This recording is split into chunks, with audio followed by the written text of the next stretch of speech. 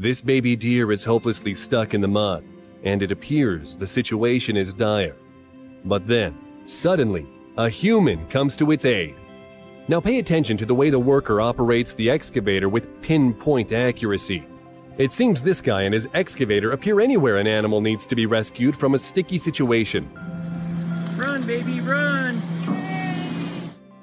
Since eating meat is unhealthy, unsustainable, and unnecessary, it's both vital and timely that a standard of compassion be set. Treating any sentient being as inferior and exploiting them for food is speciesist and just plain wrong. Christopher Vane, vegan.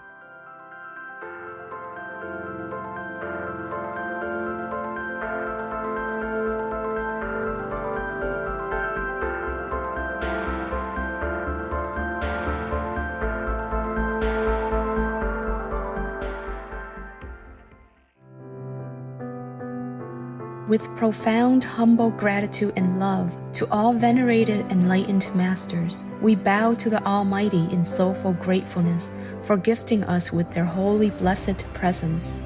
May all beings be awakened by their divine grace.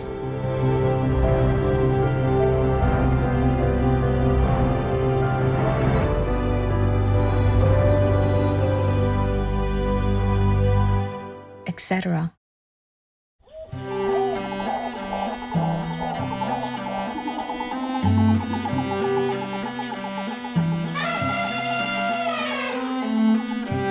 All nations have strict animal people protection laws.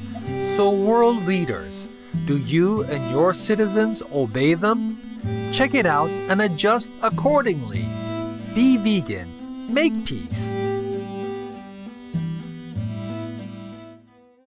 We now invite you to watch the next part of Supreme Master Ching Hai's message entitled, A Seat in the Higher Realm is Secured by Honest Diligence, Master's Grace and God's Mercy, Part 16 of 19, on Between Master and Disciples, given in English on August 17th, 2024.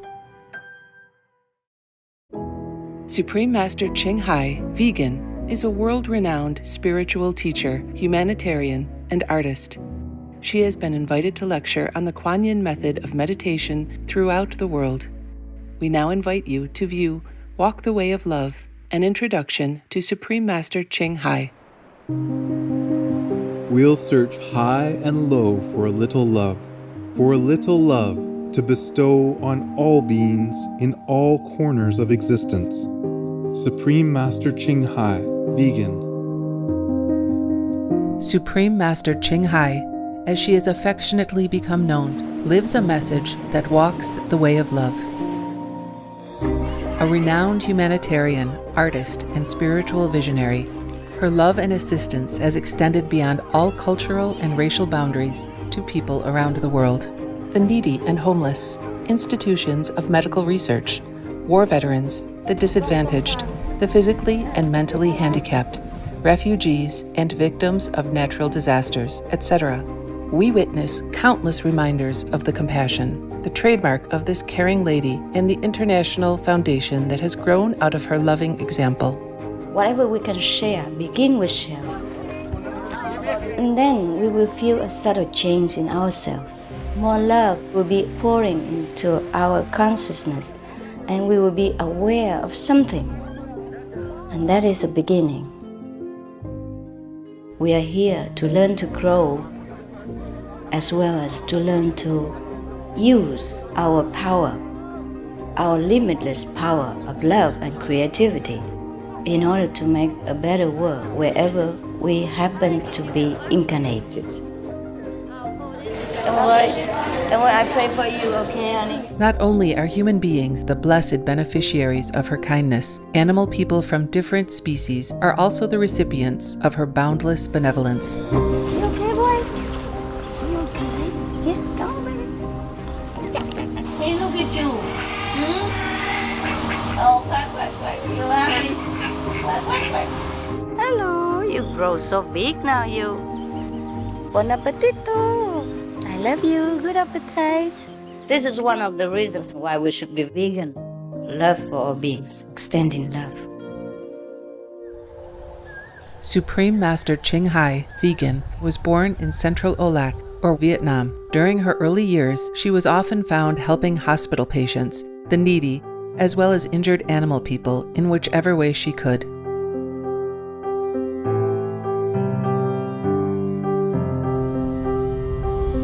As a young adult, she moved to Europe to study and continued there as a translator for the Red Cross. She soon discovered that pain and suffering exist in all corners of the globe, and her search for the remedy to this became the foremost goal in her life. She was happily married at the time to a German doctor, and although it was an extremely difficult decision for both of them, her husband agreed to a separation. She then embarked on what became a 2-year-plus journey in search for spiritual understanding. Finally, in the deepest reaches of the Himalayas in India, she found an enlightened master who imparted to her the Kuan Yin method, a meditation method on the inner heavenly light and sound. After a period of practice, she became fully enlightened.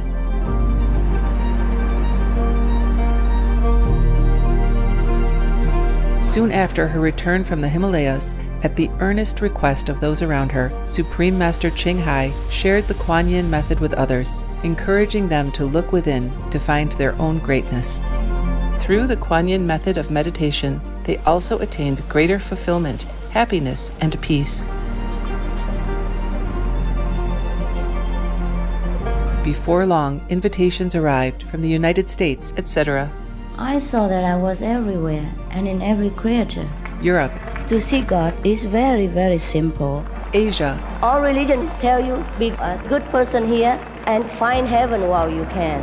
Australia, We are the sons and daughters of God. We are ourselves, the Supreme Master. Africa, I will show you how to get direct teaching and South America, And keep the commandments and try to lead a more vegan life. as well as from important organizations for Supreme Master Ching Hai to give lectures.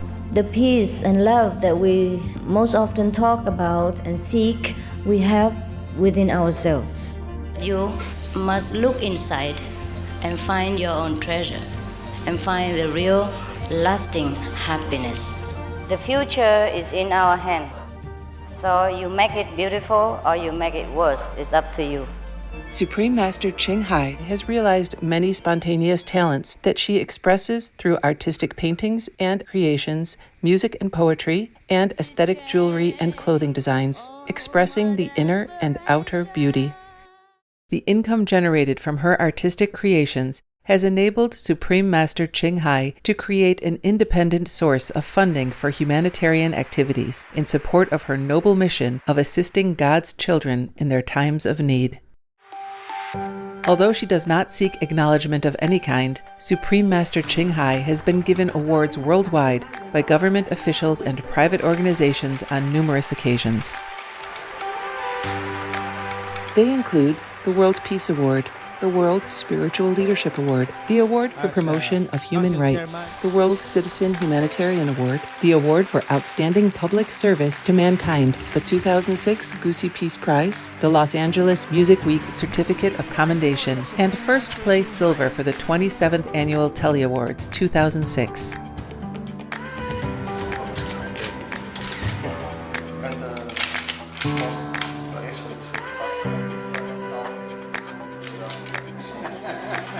In addition, October 25th and February 22nd have been proclaimed as the Supreme Master Ching Hai Day in the United States.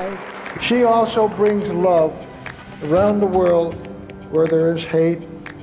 She brings hope where there is despair. And she brings understanding where there is misunderstanding. She is the light of a great person, an angel of mercy for all of us. Agradecer a la Suprema Maestra su liderazgo, agradecerle su optimismo, agradecerle ese don de gente que tiene que la hace tan única y tan especial. Una impresión muy grata de ver un corazón tan noble, tan dispuesto a servir Ella está sirviendo a todos los seres humanos, está sirviendo al planeta para salvarlo, para rescatarlo. Tiene un corazón noble, pero también un gran liderazgo. Sé que van a suceder las cosas que tienen que suceder. Supreme Master Ching Hai is one of the truly dedicated people of this era, helping others find and create a beautiful vision of our future. Many great people in history have had a dream, and in her own words, so does Supreme Master Ching Hai. I dream that all the world will become peaceful. I dream that everyone becomes the Buddha. I dream that all the killing will stop. I dream that all the children will walk in peace and harmony. I dream that all the nations shake hands with each other, protect each other, and help each other. I dream that our beautiful planet will not be destroyed.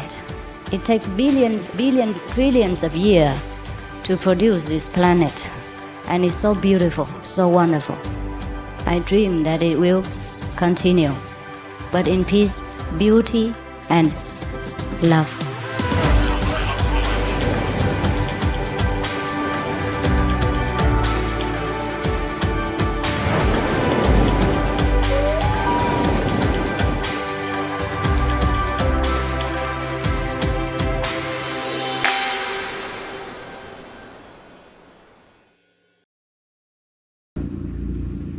Yeah. You gotta take a bath though, okay? You have to. No, you're faking. You're fake sleeping. No, you're not sleepy. You wanna go for a walk? You are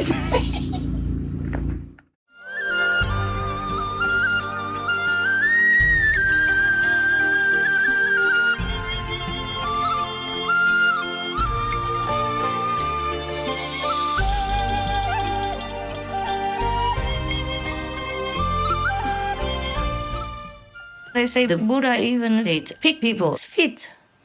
He never did. No. He even say whoever eats animal people meat is not his disciple. You all know that. But nowadays, people just don't care about that. In the beginning, Buddha allowed it because some people just came in and didn't know anything. So the Buddha say, if you have to eat animal people meat, then you eat this kind of less karma meat, no karma meat, like already dead on the street or died a natural death. Or somebody killed them, but not for you personally. And you don't hear the cry of the animal people when they're killed.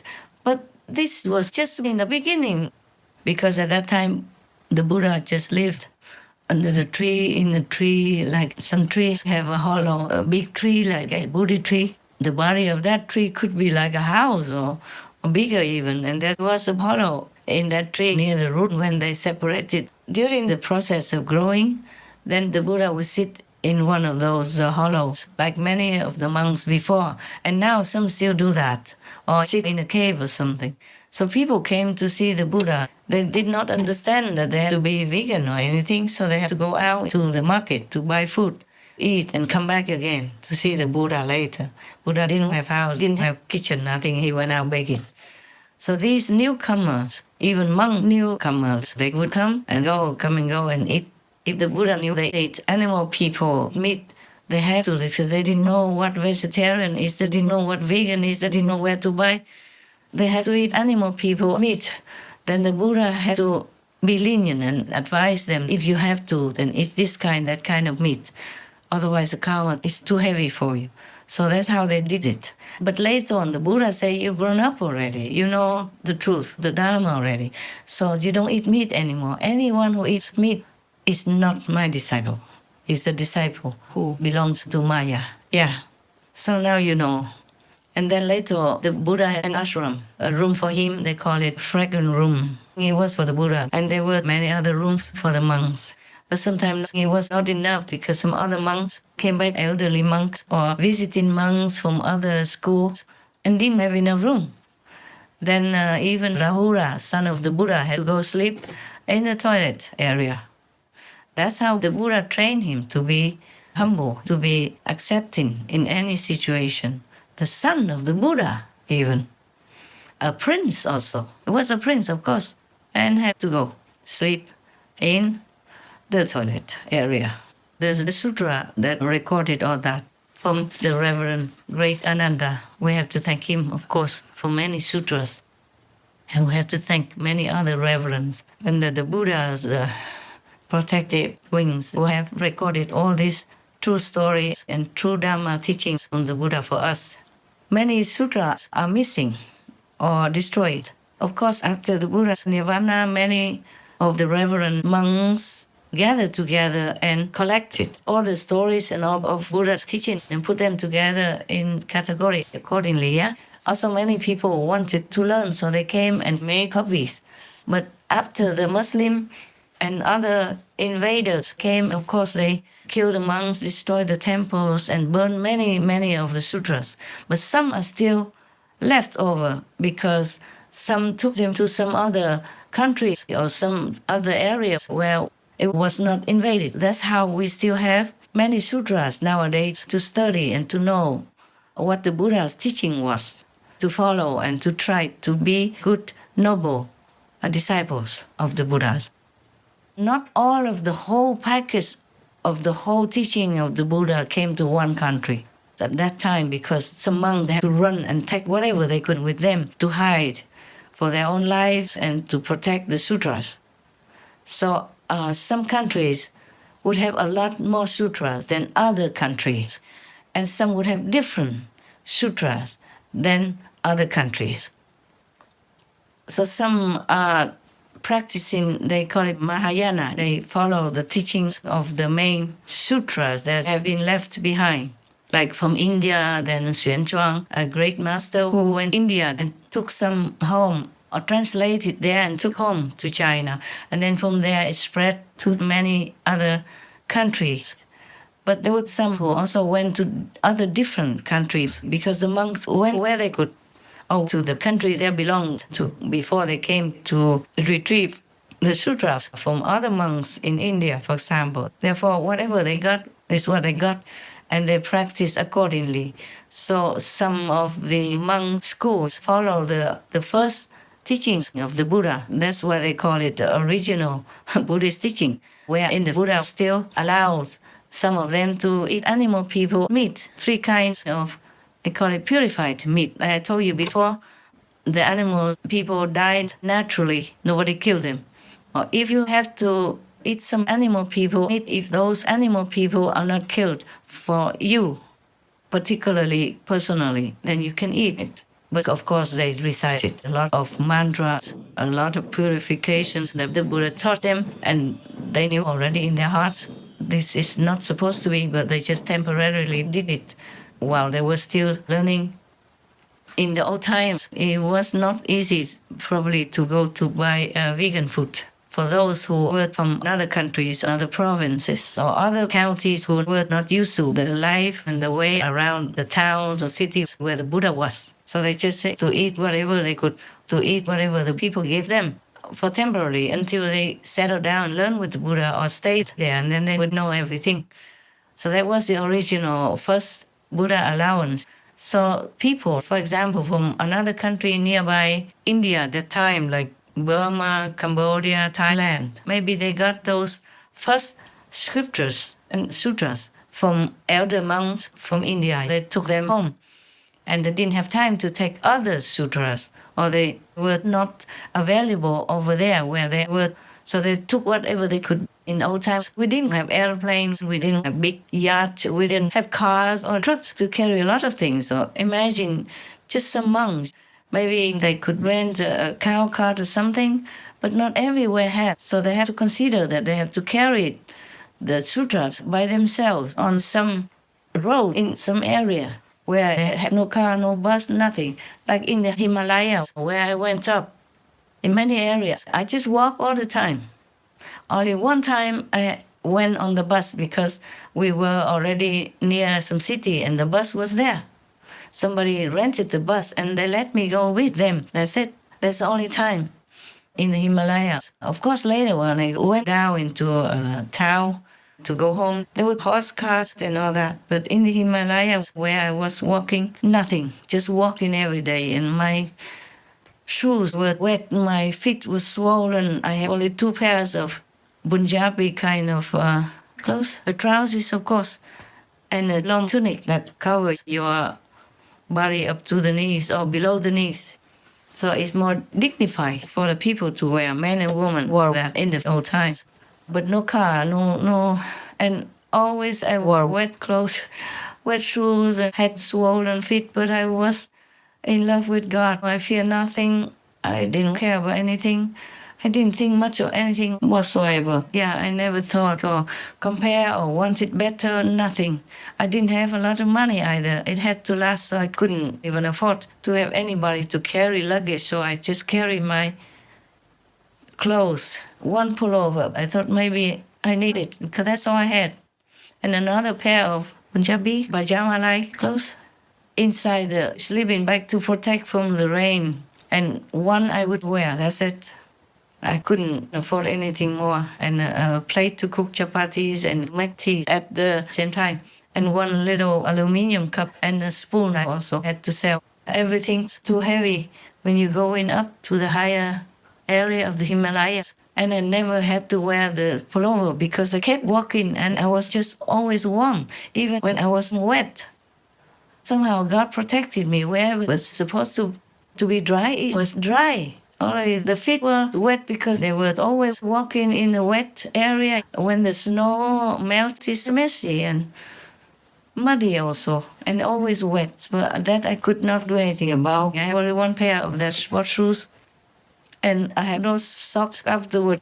I didn't even have 2 pairs of socks. I had to wash and wear them, but they never dried.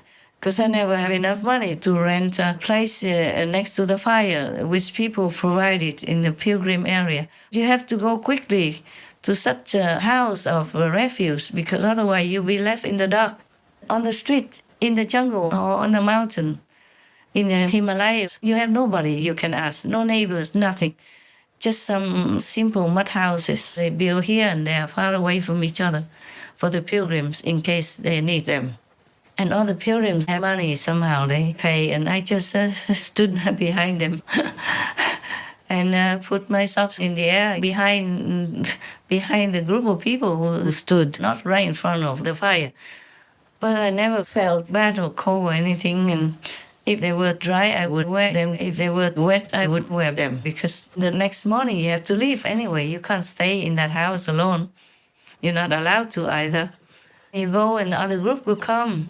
I didn't know much about anything. If people went, I just went. Sometimes I had to walk alone because they walked a different way and they walked so fast. And I'm alone with just a stick, and the sleeping bag would get heavier and heavier because the rain soaked into it. Also, the road was difficult and I was going upward. But I was happy. I did not think too much about anything.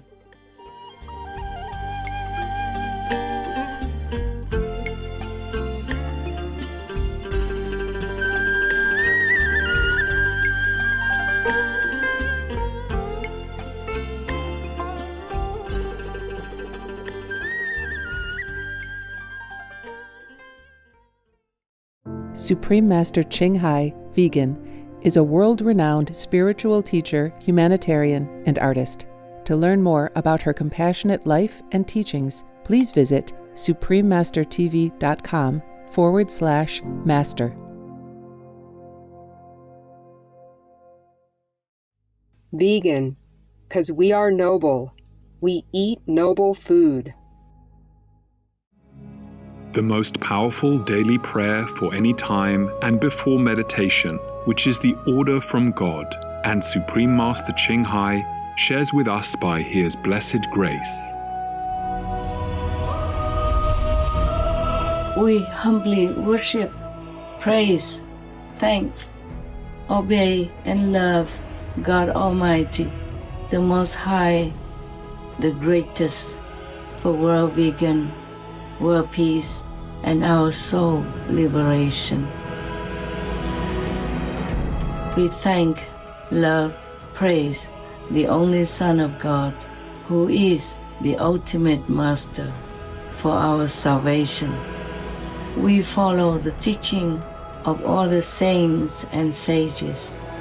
We thank, love, and praise them, who are the representatives of God for our spiritual elevation.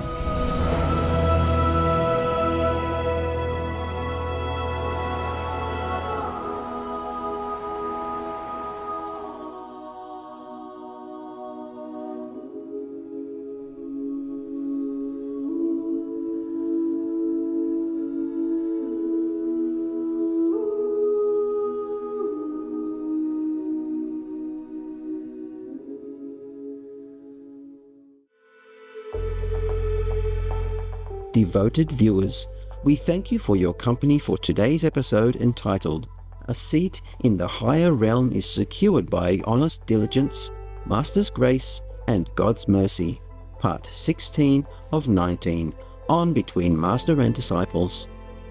Coming up next is Open the Door of Wisdom, Part 1 of 12, on Words of Wisdom, right after noteworthy news. Please stay tuned to Supreme Master Television for more constructive programming. Being vegan, having peace, doing good deeds, life is a feast. Our programs offer many languages. Please visit suprememastertv.com/schedule and suprememastertv.com/BMD. Nuestros programas ofrecen varios idiomas. Visiten suprememastertv.com/schedule y suprememastertv.com/BMD. Also, be sure to follow us on our socials: YouTube, Facebook, Getter, Instagram, LinkedIn, Nico Nico, Pinterest, Reddit, Substack, Telegram, Threads, TikTok, Truth Social, Tumblr, VK, and X, previously known as Twitter, in multiple languages by searching Supreme Master TV.